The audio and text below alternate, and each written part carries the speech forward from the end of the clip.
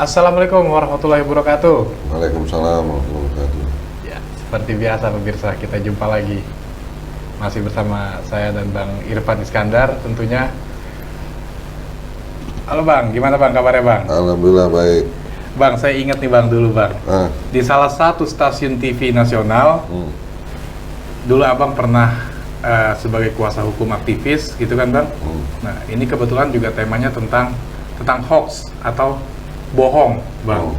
Nah, dalam perdebatan di salah satu stasiun televisi tersebut, Abang pernah menyampaikan Bang bahwa di masyarakat Indonesia ini sekarang lagi tenar istilah hoax. Tapi kajian hukumnya mana nih? Kita lihat dulu Bang video Abang yang dulu Bang. Bahwa selama ini selalu beredar berita hoax. Kajian hukumnya apa sih?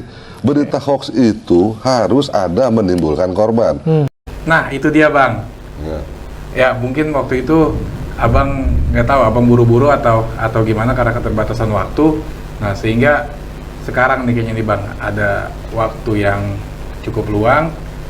Kemudian saya mau bertanya kepada Abang. Abang bicara tentang kajian hukum hoax. Nah, memangnya sebetulnya kajian hukum hoax ini bagaimana Bang dalam konteks hukum Indonesia Bang? Mungkin Abang bisa jelaskan kepada kami semua Bang. Silahkan Bang. Ya, terima kasih. Kita salam dulu dengan pemirsa ya. Siap. Pemirsa, selamat berjumpa kembali dengan saya di channel Juanik and Partner.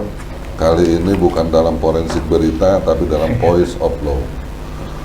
Semoga pemirsa dalam keadaan sehat walafiat, dimudahkan segala urusannya, Amin. dan diangkat segala kesulitannya serta dikabul segala keinginannya Allah Subhanahu wa Ta'ala. Amin. Pemirsa tetap semangat untuk tetap menyaksikan Voice of Law ini, karena acara ini dirancang sebagai edukasi hukum dan berdasarkan hukumnya sendiri, yang tidak luput pasti ada kekeliruan. Jikalau ada manfaat silakan diambil, jikalau tidak ada manfaat silakan diabaikan. Baik Febri, menyangkut ke apa yang ditanya oleh Febri tadi, pertama saya mau menyampaikan dulu bahwa saya menghindari debat. Bagi saya itu debat itu adalah apa ya, egosentris gitu ya. Betul. Nah sekarang Febri tahu nggak, ini ngalur ngidul dulu nih, kenapa debat itu disebut debat kusir? Kenapa bukan debat supir, debat bola atau apa istilahnya? Jadi biar Febri tahu dulu makna debat, sehingga saya menghindari. Kenapa coba? Kenapa Begini, istilahnya debat kusir? Ini Bang, hal baru nih Bang. Sering juga dengar debat kusir. Kusir itu kan berarti kan orang yang mengendarai kuda gitu Bang.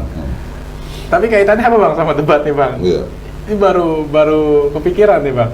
Kenapa itu cuma debat kusir? makanya kalau di Voice of Law selalu pemaknaan kan. Jadi kita bertindak, melangkah itu berdasarkan suatu analisa dan keyakinan kita dulu. Makanya debat itu saya hindari. Begini Febri, kenapa debat itu disebut debat kusir? Ini menurut pengetahuan saya gitu ya. Kusir adalah pengais andong, bukan pengais kuda. Kalau kuda dia sendiri, dia pengais andong atau delman atau apa gitu. Delman, iya. Di setiap nama daerah masing-masing gitu ya. Yang artinya dia mengendalikan kendaraan yang lajunya itu oleh kuda. Dia membawa penumpang. Coba bisa dilihat nggak? Si kusir pasti pandangannya ke depan. Betul. Karena dia mengendalikan kuda. Sementara penumpangnya pandangannya adalah ke samping, bukan ke depan, kecuali yang duduk di depan ya. Iya, betul. Karena ada juga delman itu yang duduk di depan, tapi ada yang duduk di samping. Artinya pada saat dia perjalanan itu membicarakan apa yang dilihat dalam perjalanan itu, pasti nggak akan pernah ketemu.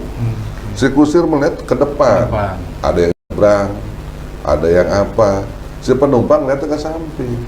Jadi debat itu nggak ketemu karena cara pandangnya udah beda-beda. Baik, menurut kusir di depan ada kali, menurut penumpangnya nggak ada kali. Jadi akhirnya itulah, kecuali penumpangnya menghadap ke depan semua, berarti yang didiskusikan pun hal yang sama. Jadi intinya debat kusir itu adalah membicarakan hal yang menurut pandangannya beda-beda, jadi nggak pernah akan ketemu. Nah, itulah makanya kita debat kusir menghindari itu. Nah, gini Febri. Sebelum menjawab ke situ, pertama kita harus dudukan dulu. Dalam video kita sebelumnya pemirsa dengan judul Yuk Mengenal Hukum Pidana, kita telah menyampaikan bahwa hukum pidana itu bersifat publik. Makna publik itu kalau diterapkan ke batasan hukum pidana secara sederhana, hukum yang mengatur individu dengan individu yang serta-merta melibatkan negara, ya kan? Kemudian dari pemahaman hukum pidana seperti ini, maka kita merumuskan aspek apa aja, komponen apa aja yang di backup, dilindungi dalam konteks hukum pidana, sehingga menjadi pembatas. Oh, ini perdata, ini tun, kan gitu. Nah, dalam video itu kita sudah sampaikan bahwa pidana melindungi 3 hal berkaitan dengan makna tadi. Hubungan hukum yang mengatur individu dengan individu yang serta-merta melibatkan negara. Serta-merta melibatkan negara inilah yang disebut negara proaktif dalam hukum pidana, yaitu kalau ada yang sifatnya tindak pidana seperti saya contohkan selalu, kita berkelahi di tengah jalan menggunakan senjata, atau kita menggunakan senjata sekalipun, membawa tapi nggak ada tujuan yang didasari oleh hukum, dibawa doang belum dipakai menusuk, itu menjadi wilayah hukum pidana. Negara aktif mengamankan sebagai bentuk pencegahan. Sehingga negara hadir adalah dalam rangka kalau terjadi peristiwa pidana, negara kepada si pelaku akan memberikan balasan, kepada si korban mengambil haknya, sehingga negara dalam persidangan jaksa penuntut umum mewakili si korban. Dan juga adalah karena peristiwa itu terjadi di tengah masyarakat, maka di situ ada komponen sosial, komponen masyarakat. Nah, jadi dalam setiap aspek hukum pidana yang dilindungi, ya 3 tadi: kepentingan si korban, kepentingan pelaku, korban, kepentingan masyarakat, dan kepentingan negara. Kalau si pelaku adalah sebagai yang akan dikenakan hukuman. Sampai situ dulu bisa dipahami? Iya, insya Allah Nah, dipahami. berdasarkan itu, maka setiap rumusan tindak pidana juga mengacu kepada 3 hal tadi. Dalam pembicaraan itu saya bilang hoax harus ada, berita hoax harus ada korban. Menimbulkan korban. Karena ini sebagai pembatas, jangan nanti kita rancu masuk ke dalam kehidupan rumah tangga masing-masing. Ketika anak saya pulang kuliah, pulang sekolah telat, dari mana kok telat? Anak saya berbilang dari kegiatan belajar. Ternyata saya cek, saya buktikan bohong. Berarti kan anak saya menyampaikan berita hoax. Nah, kalau sepanjang hoax doang anak saya, berarti udah tindak pidana. Oh iya. Nah, oleh karena itulah dalam pembicaraan itu saya bilang harus ada korban. Kemudian kalau berdasarkan hukum pidana tadi, hukum itu mengatur kepada pelindungan hukum kepada korban, masyarakat dan juga negara, maka kepentingan masyarakat juga harus dilindungi. Misalnya apa? Hukum yang melindungi kepentingan masyarakat, yang ketertiban umum. Kita tahu pasal 303 perjudian misalnya gitu. Orang main kartu, main judi, yang korban siapa menurut Febri? Yang korban istrinya yang kalah. Istri yang kalah kan. Jadi pelaku juga korban Pelaku sebetulnya. juga korban, Tapi kok betul. jadi menjadi masalah pidana? Iya. Karena itu ketertiban sosial. Bahwa itu dilarang karena apa? Dampak dari judi tadi kalau dia itu akhirnya berimbas kepada pencurian, penipuan. Iya. Jadi artinya apa? Ada aspek sosial. Kalau udah dari real perbuatannya, yang korban yang kalah. Yang korban yang kalah. Atau keluarga dari yang kalah. Yang kalah. Ya. Pulang-pulang marah-marah segala macam gitu. Tapi dari perbuatan pidananya, ya, itu kan. Itu jadi menunjukkan pidana melindungi kepentingan masyarakat. Begitu juga ketertiban umum, itu juga kepentingan masyarakat. Terus yang ketiga misalnya apa? Yang ketiga yang kepentingan negara. Aparatur negara yang menjalani tugasnya dihalang-halangi, itu juga pidana. Misalkan lagi menjalankan tugas dihalang-halangi atau dihambat gitu kan, itu juga merupakan tindak pidana. Artinya apa? Kepentingan penguasa. Kenapa kepentingan penguasa? Karena penguasa dalam menjalankan tugasnya bukan maunya dia, tapi mewakili negara, mewakili masyarakat juga. Nah, jadi itu batasan hukum pidana. Berarti perlindungan, dan juga kalau nggak ke korban, masyarakat dan penguasa. Baru akhirnya kita bisa menuduhkan hoax yang menimbulkan salah satu dari ini, apakah dia menimbulkan korban bagi si pelaku, si adanya korban, bagi merugikan kepentingan masyarakat atau merugikan kepentingan negara, itulah kaitan hoax yang harusnya menimbulkan konsekuensi pidana.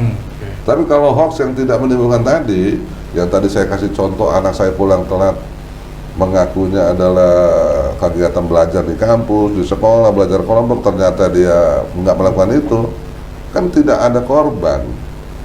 Korbannya saya, perasaan, kan dibohongin orang tua.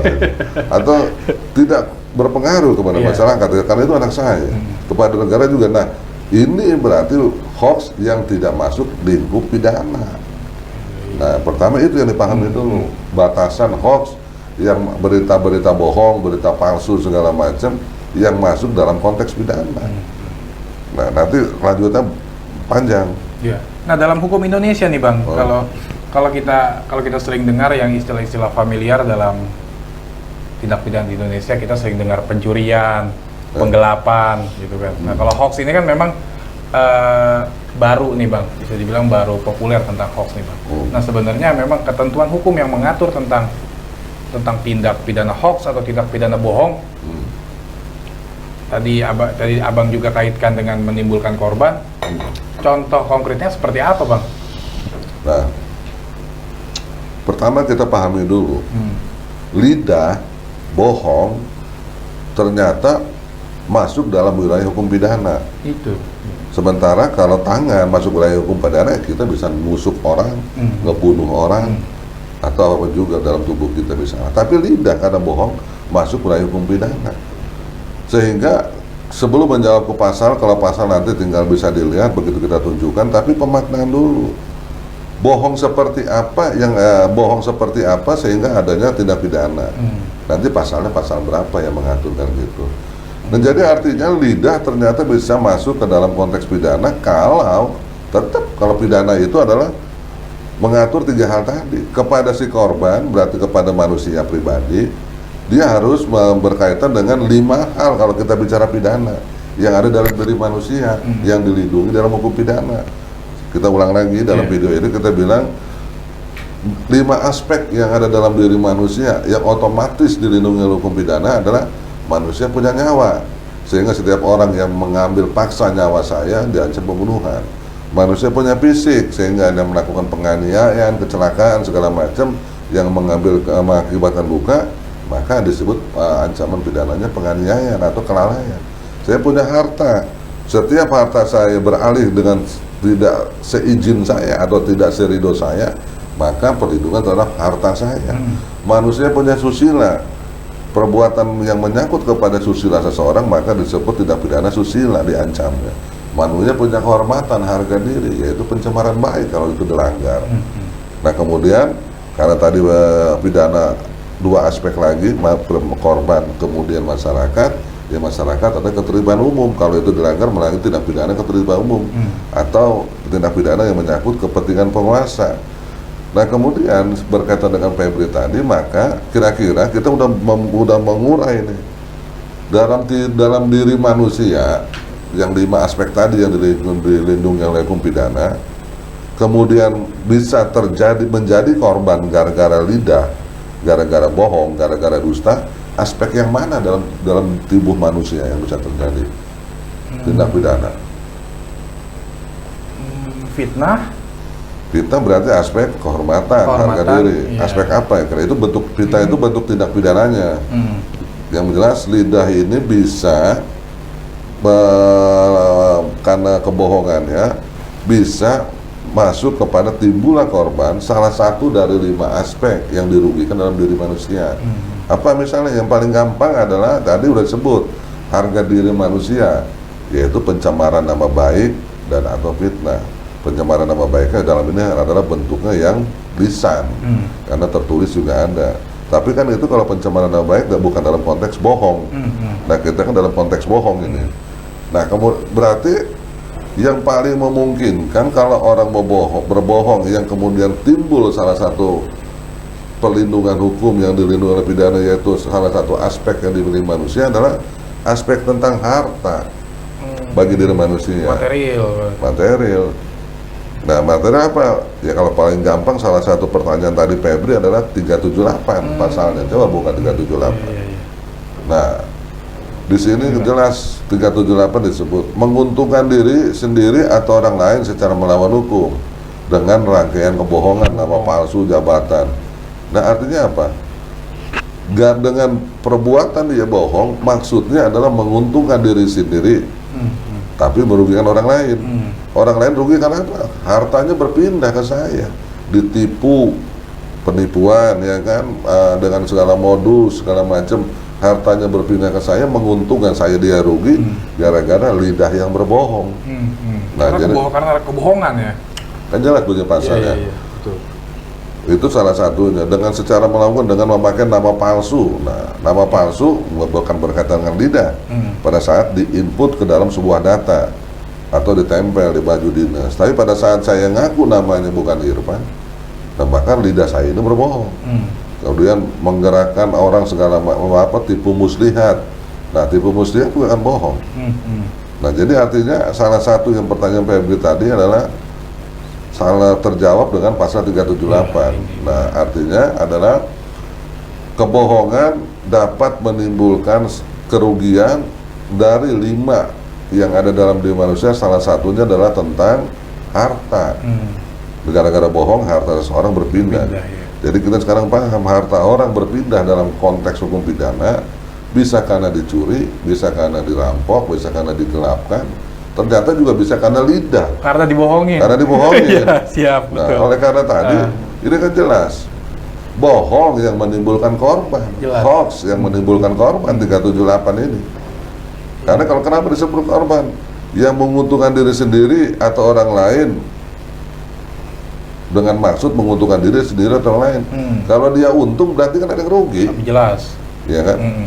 Nah, berarti yang rugi tadi yang korban. Korban penipuan. Nah, itu yang disebut dengan hoax, salah satunya yang menimbulkan korban. Nah, sekarang untuk lebih jelasnya, kalau bisa ditampilkan sesuai dengan pertanyaan Febri tadi, menurut yang kita baca atau yang kita sajikan dalam diskusi kita kali ini, itu ada 7 ketentuan hukum, norma ketentuan hukum yang berkaitan dengan kebohongan atau kepalsuan. Misalnya adalah, pemirsa boleh dicatat, saya sebutkan pelan-pelan ini, pasal 242 KUHP. Nah, ini dia pasal 242 KUHP. Nanti satu-satu kita bahas, pemirsa. Cuman ini adalah kita sebutkan dulu norma-norma KUHP yang mengatur tindak pidana bohong, tindak pidana palsu, tindak pidana hoax, gitu loh. Kedua adalah pasal 266 KUHP. Ketiga, pasal 317 KUHP. Nah, nanti pemirsa boleh catat satu itu. Keempat, pasal 378 KUHP yang tadi di awal udah kita tampilkan. Kelima, pasal 390 KUHP. Kemudian sekarang tindak pidana yang berkaitan dengan kebohongan di luar KUHP, yaitu Undang-Undang ITE pasal 28 ayat 1. Saya ulangin, Undang-Undang ITE 11/2008 junto 19/2016 pasalnya 28 ayat 1. Kemudian adalah Undang-Undang nomor 1 tahun 46 pasal 14 ayat 1 yang sekarang lagi ramai dibicarakan karena berkaitan dengan yang dijatuhkan vonis terbukti bersalah kepada Imam Besar Habib Rizik Syihab. Katanya nanti juga kalau ada kesempatan kita akan bahas. Baik. Nah, jadi kita udah menyampaikan 8 ketentuan norma yang mengatur dengan kebohongan. Yang kalau kita perhatikan satu persatu, tadi 378 udah kita sebutkan adalah hoax yang menimbulkan korban dari segi kerugian harta. Kerugian material ya, Pak. Ternyata nggak semua harus ada korban harta. Sebagai contoh misalnya ini adalah 242. 242 ini menentukan tentang kebohongan yang diberikan di muka persidangan. Nanti pemirsa bisa membacanya secara detail. Artinya penerapan 24 ini adalah memberikan keterangan di atas sumpah atau menghadirkan akibat hukum pada keterangan demikian dengan sengaja memberikan keterangan palsu di atas sumpah. Keterangan di atas sumpah biasanya yang umum saya ketahui adalah dalam proses penyidikan, penuntutan, atau pemeriksaan di persidangan, sehingga penyidik bisa saja mengangkat sumpah kepada saksi yang diperiksa, sehingga nanti keterangannya di persidangan dibacakan. Nah, artinya dalam proses itulah 242 berlaku. Berarti ada 3 tempat: penyidikan, penuntutan, dan persidangan dalam konteks tadi. Lalu apa kerugiannya, korbannya, kalau ada orang memberikan keterangan di atas sumpah tapi keterangan palsu? Tadi kita udah batasi, harus dulu ada singgungannya dengan pidana sehingga dia menjadi sebuah tindak pidana. Ada orang lain yang dirugikan. Sehingga kita harus membatasi hoax, tidak semuanya pidana. Seperti saya kasih contoh anak saya tadi itu kan. Nah kemudian kalau dalam konteks 242 ini singgungan dengan pidana di mana coba?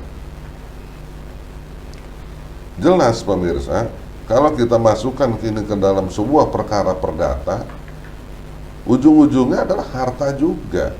Kalau ada saksi yang memberikan keterangan palsu, iya dia adalah benar, majelis hakim saya tahu dia adalah ahli waris dari si A. Akhirnya salah satu pihak merasa tergugurkan haknya sebagai ahli waris.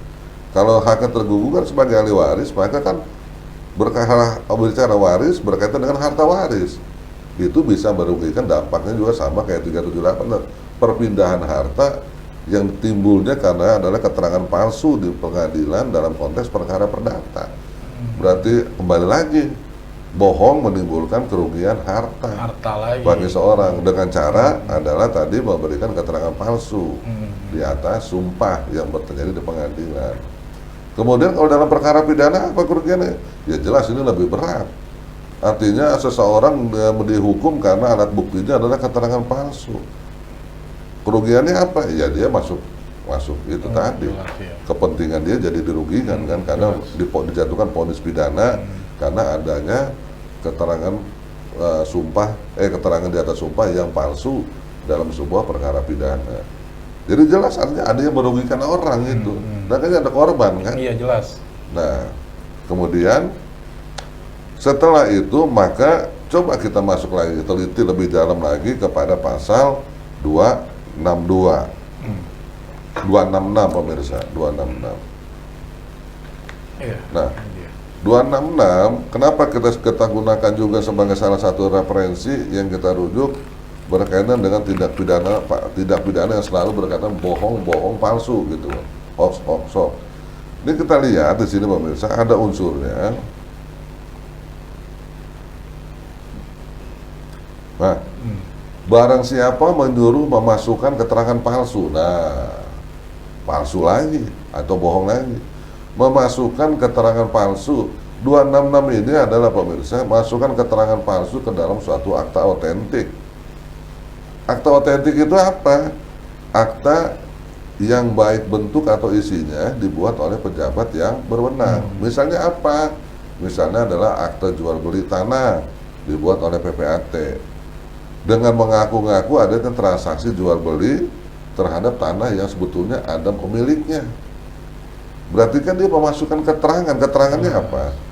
Dia menyatakan keterangannya telah terjadi jual beli tanah itu tanah dia. Padahal keterangan tadi palsu, sehingga objek tanah yang ada pemiliknya berpotensi berpindah kepada pihak lain yang memasukkan keterangan palsu ke dalam sebuah akta. Ya. Ujung-ujungnya kerugian harta lagi. Kerugian harta lagi, udah 3 pasal tadi kita masukkan, ujung-ujungnya korbannya harus ada lagi. Iya. Jadi ya hoax harus ada korban. Iya. Nah, cuman uniknya adalah 266 ini ternyata bentuk pertanyaan tadi bukan dari lidah, direct.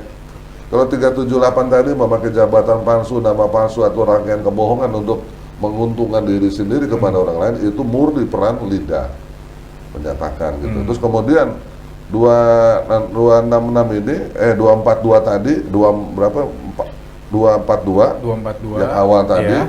memberikan keterangan palsu di atas sumpah, berarti lidah juga Direct langsung. pada saat itu memberikannya.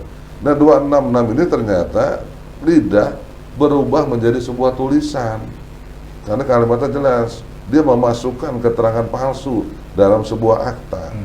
Akta itu sebuah kertas yang berisi data-data. Berarti dia menyatakan ke dalam, lidahnya menyatakan ke dalam tulisan dalam akta. Ngaku-ngaku ada sebagai pemilik tanah, ngaku-ngaku sebagai ahli waris, keterangan waris. Itulah masuk ke dalam dia keterangan, memberikan keterangan palsu. Jadi berubah lagi dari lidah menjadi sebuah tulisan, dari ucapan menjadi sebuah tulisan. Ya, sama juga artinya ucapan yang dituliskan gitu kan. Iya. Ya. Kemudian masuk lagi kepada berikutnya 317. 317 ya. Pasalnya kita urut dari yang kecil nih pemirsa. Kita urut dari yang terkecil 242, 266, 317. Nah, 317 ini ternyata adalah mengajukan pengaduan atau pemberitahuan palsu kepada penguasa. Ngadu bohong. Pak polisi, saya lapor terjadi kejadian begini. Mengajukan pengaduan palsu. Lalu dalam konteks ini siapa korbannya? Orang yang diadukan kalau nggak benar itu. Orang yang diadukan. Berarti kan ada korban. Nah, atau yang kedua maksudnya dia mengarang-arang cerita. Mengarang-arang cerita, si dirinya sendiri mengarang-arang cerita sebagai sebuah korban tindak pidana. Tadi saya begini Pak Polisi, begini. Saya sebagai korban, pelakunya siapa gini. Dia mengarang cerita, mengadukan keterangan palsu seolah-olah dirinya sebagai mengalami tindak pidana. Lalu korbannya siapa di situ? Jelas di sini disebutkan bahwa jam kerja melakukan pengaduan fitnah, ada orang yang difitnah sama dia nih. Iya. Nah, jadi artinya apa? Tetap selalu ada batasan.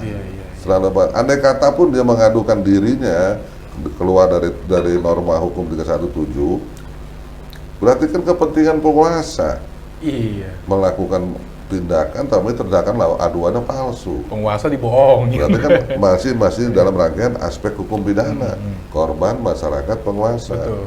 Nah jadi tetap hoax itu selalu ada batasannya, merugikan kepada pihak lain, bisa berupa individu pribadi sebagai korban, masyarakat ataupun penguasa. Dan hoax yang tidak merugikan pihak lain tadi, itulah yang saya maksud bukan sebagai hoax yang dilarang. Gitu. Terus kemudian pasal 378 yang tadi udah kita sampaikan, di sini sangat jelas kalimatnya, ataupun rangkaian kebohongan. Nah ini sering terjadi tindak pidana penipuan lah, bahwa baik di masyarakat, di media sosial segala macam sering lah seperti ini. Dan artinya udah arahnya adalah mengarah kepada perlindungan pribadi dari sisi aspek harta. Kemudian 390 pasalnya. Nah, barang siapa dengan maksud hendak menguntungkan diri, dan jadi selalu bohong itu adalah bermaksud menguntungkan diri. Kalau dia menguntungkan diri, pasti kan di dunia ini ada dua selalu, ada untung, ada rugi, ada siang, ada malam, ada lapar, ada kenyang, ada perempuan, ada laki. Kalau dia bermaksud menguntungkan diri, pasti kan ada yang korban, ada yang rugi. Nah, dia menguntungkan dirinya adalah dengan cara-cara yang tidak dibenarkan oleh hukum. Nah, dalam konteks ini dia menurunkan atau menaikkan harga barang dagangan, menyiarkan kabar bohong. Tujuannya adalah supaya harga fluktuatif, tapi dengan cara menyiarkan kabar bohong. Kembali lagi, bohong emang senjata ampuh untuk mencapai keuntungan bagi yang melakukannya. Tapi tetap harus ada koridor ya, tadi yang kita sebut ya. Koridornya adalah bersinggungan dengan pihak lain sebagai korban. Korbannya adalah bisa dia pribadi, masyarakat, ataupun penguasa. Itu merupakan batasan hukum pidana, kembali ke situ. Kemudian, lepas kita dari KUHP, sekarang kita masuk kepada Undang-Undang ITE pasal 28 ayat 1. Nah, pasal 28 ayat 1 kalimatnya juga hampir sama dengan 310 tadi.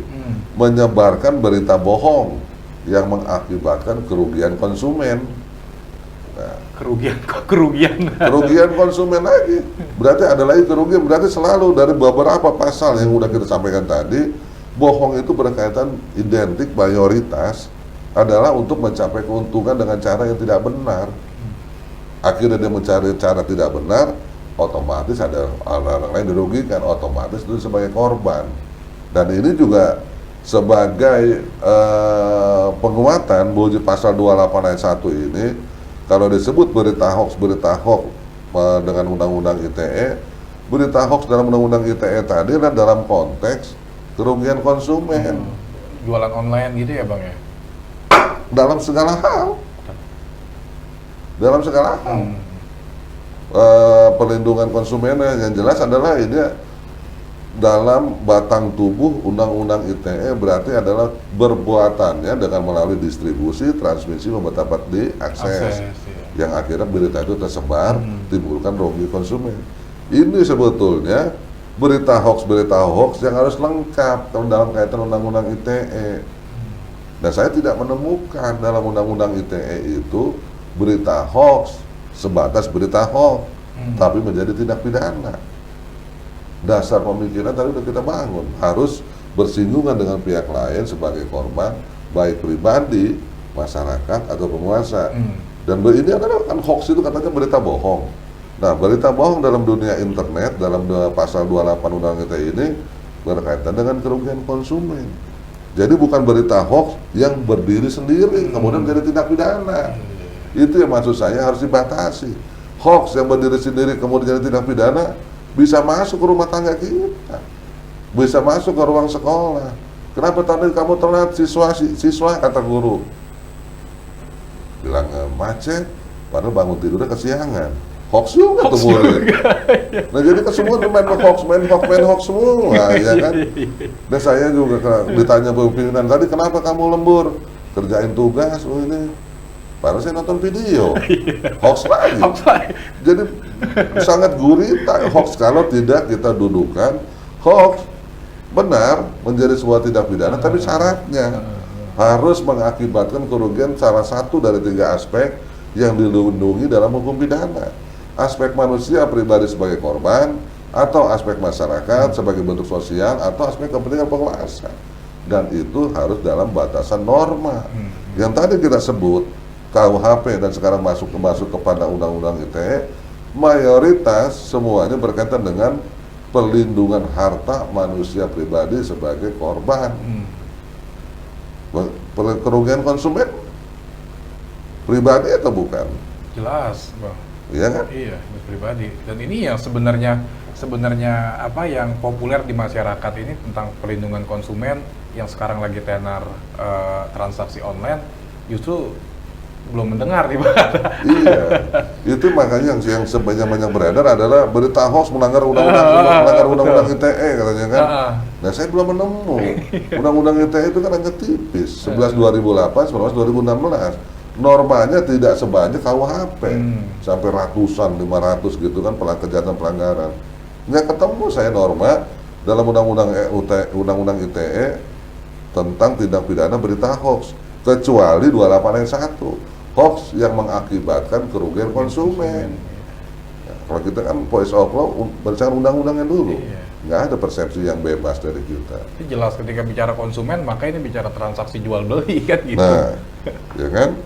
Kemudian kita lanjut kepada Undang-Undang Nomor 1 Tahun 46, Pasal 14 ayat 1. Nah, di sini juga kenapa ini kita ambil sebagai salah satu contoh tindak pidana yang berkaitan dengan bohong, palsu atau hoax. Karena bunyi ayat 1 jelas ada menyebutkan bohong. Barang siapa dengan menyiarkan berita atau pemberitahuan bohong. Ada lagi. Nah ini artinya adalah emang kita memilih pasal yang berkaitan dengan tindak pidana yang berkaitan dengan kebohongan adalah berdasarkan normanya sendiri, rumusan pasalnya. Sebut bohong. Bohong. Undang-undang sini yang tadi kita sebut, ada yang menyebut bohong, ada yang memberi keterangan palsu. Ya, jadi kan identik bohong sama palsu. Nah, semua yang tadi Febri tanya udah saya jawab. Tindak pidananya berkaitan dengan aspek bohong atau aspek palsu atau hoax. Kiranya udah sangat bisa dimengerti ya. Ada yang kita kasih contoh tadi 8 kalau nggak salah. 1, 2, 3, 4, 5, 6, Iya, 7, 8. Hmm. KUHP-nya yang kita sajikan 6 dalam norma dalam KUHP. Di luar KUHP kita sajikan Undang-Undang ITE dan juga sekarang adalah Undang-Undang Nomor 1 Tahun 46.